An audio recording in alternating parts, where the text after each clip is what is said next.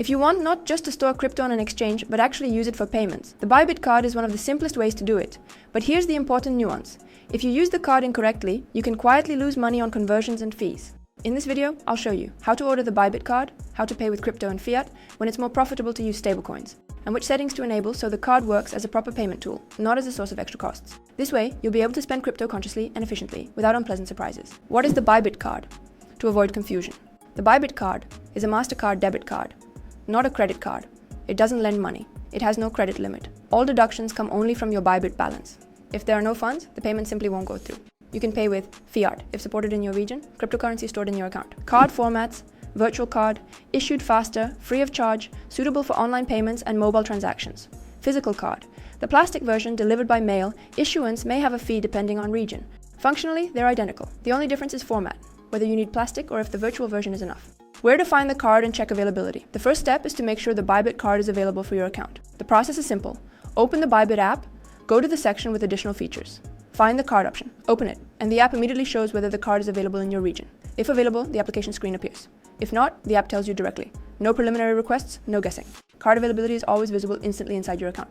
Before moving on, let me mention our Telegram channel. The crypto market isn't about random guesses or hype.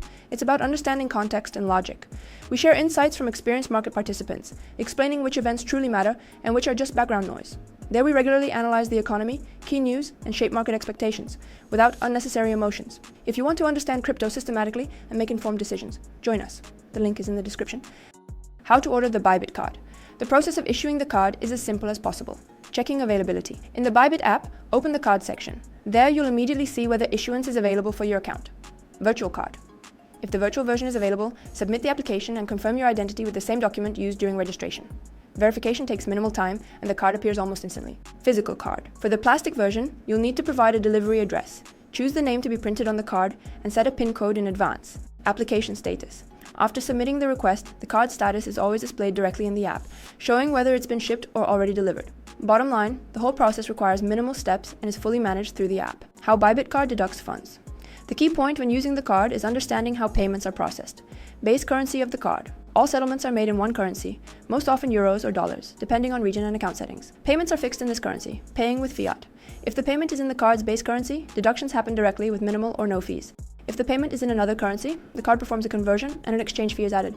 Paying with cryptocurrency. The scheme is always the same. Crypto is automatically converted into fiat, then the payment is processed. At this stage, a crypto conversion fee of about 0.9% is charged, and if needed, an additional currency exchange fee. Best practice: keep fiat in the card's base currency or use stablecoins. Even better, sell crypto on spot in advance and spend fiat. This way, you control the rate and minimize fees. Important nuance. In some countries, spending cryptocurrency is considered a taxable event. That means paying directly with BTC or Ethereum may not be the most profitable decision. It's often smarter to use stablecoins or fiat. Pay with setting. There's one crucial setting you need to configure right after activating the card: pay with. This determines which assets the card is allowed to deduct from. If left on default, the card can use any cryptocurrency on your balance. That means automatic conversion, fees, and possible tax consequences. The correct approach is simple. Leave only fiat or stablecoins you actually plan to spend. Disable all other assets, for example BTC or Ethereum. With this setup, the card either deducts the chosen asset directly without unnecessary conversions, or if the balance is empty, simply declines the payment. No losses, no surprises. This single setting solves most commission problems, so check it immediately after activating the card. Before we continue, note that in the description below the video, we've collected a list of trusted exchanges we personally use, along with exclusive bonuses for our referrals. Take a look, register, and join our team. You'll get extra advantages right from the start. Fees and how to reduce them. To understand where money is lost, let's break it down step by step. Fiat in the card's base currency. If you pay in the currency set as the card's base, most often euros or dollars, fees are either zero or minimal. This is the most cost-effective scenario. Fiat in another currency. If the payment is in a different currency, the card performs a conversion, adding an exchange fee, usually around 1 to 2%. Paying with cryptocurrency. The scheme is always the same. Crypto is automatically converted into fiat, with a conversion fee of about 0.9%. If the purchase currency differs from the base, an additional exchange fee is added. As a result, total losses can reach 2 to 3%. How to pay more profitably. The best option is to first sell crypto on Bybit spot with a fee of about 0.1%, and then use the card to pay in fiat.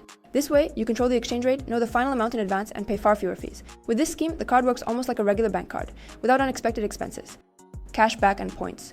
Every purchase with the Bybit card earns you cashback in the form of points, on average around 2% of the purchase amount, though the exact percentage depends on your card level and program.